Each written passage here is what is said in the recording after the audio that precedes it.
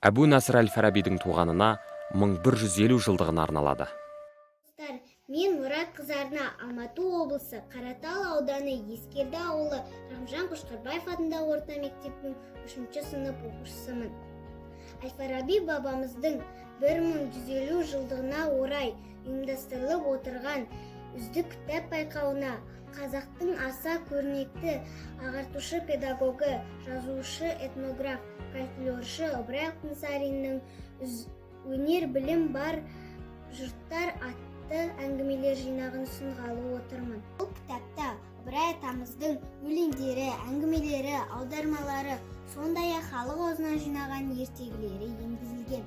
Ыбырай Алтынсариннің төл әңгімелері қысқа да нұсқа құрылып, мазмұны жағынан ұтымды келеді. Әңгімелерінде еңбекті сүюге, қадірлеуге, жақсы мінез құлыққа бағыттайды және мейірімділікке шақырады. Ыбырай атамыздың біз сияқты жас балаларды еңбекқорлыққа шақыратын әңгімелері аз емес. Соның бірі Сәттемір хан әңгімесі. Ол әңгіме 7 жасар жетім бала Сәттемір туралы. Ойнан шаршап демалып отырған Сәттемір үйдің қабырғасына өрмелеп бара жатқан ақсақ құмырсқаны көреді.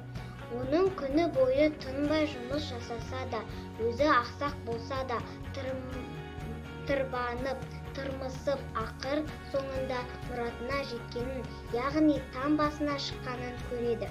Мұны өз көзімен көрген Сәттемір өзінің құр босқа ойнап жүріп, бос уақытын өткізгені ақылсыздық деп санайды. Ақырында қалаға барып, білімді, оқымысты молданың үйін сыпырып, ақысына оқу оқыпты. Ақыр соңында Сәттемір өте данышпан керемет патша болған екен дейді. Міне достар, бұл әңгімеде кішкентай жәндіктердің де өмір тіршілік үшін тыным таппай еңбек етіп жүргенін көрсете келіп, еңбекқорлыққа, білімділікке үйретеді.